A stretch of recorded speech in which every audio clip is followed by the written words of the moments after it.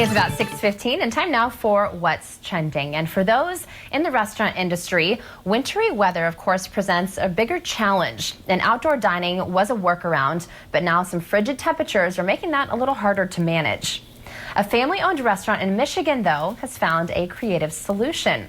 The owners of Sand Bar and Grill in Middleville figured out a way to give their customers a unique and enjoyable restaurant experience. In their parking lot, they've set up what they're calling Shantyland.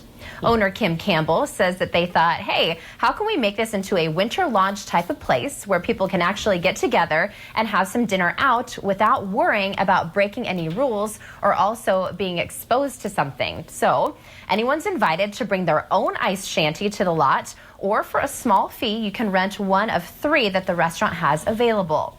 And they say all of their regulars are so supportive of this. And if all goes well, they actually plan to bring the Shantyland back next year, too. So I think this is such a fantastic idea, you guys. I always was thinking about this going forward and thinking how people in warmer climates were a little bit luckier because they could still dine outdoors, you know, if it's warm and nice out, and we didn't have that opportunity. So what a perfect idea to think of. And I know a lot of people have ice shanties, so another use for them. Right, definitely more popular right here and in the Midwest, especially with well, I guess in Michigan and also in Wisconsin, where it's just, you know, people are very used to being in the cold. So I'm sure that, you know, they're not as afraid of being out in the elements a little bit more. But really it is a cool idea and allows people to take their own tools and be able to socialize while also staying safe, which I think is, you know, it's so important to have that human connection, just find ways around that. You know, COVID has created such an obstacle in that such an important part of life.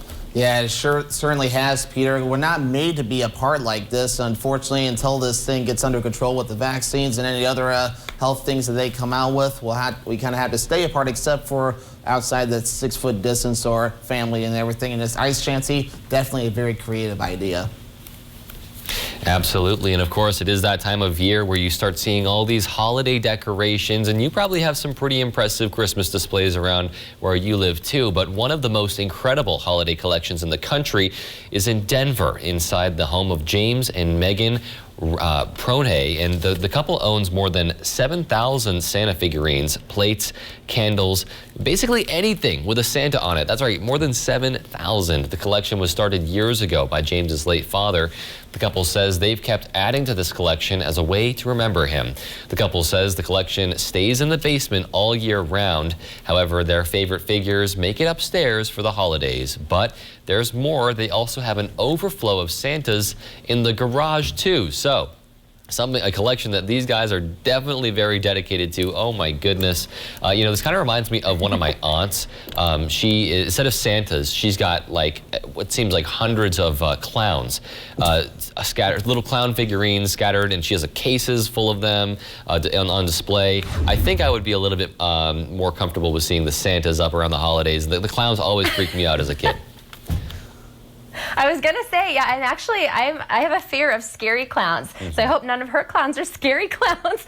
But yeah, I read that this family, everyone gets them Santas now, whether it's for their birthday, for anniversaries, for any holiday, you know what to get them so that they can just add to their collection. And they also said that there's actually someone in Canada who has a collection even larger than theirs, which is incredible.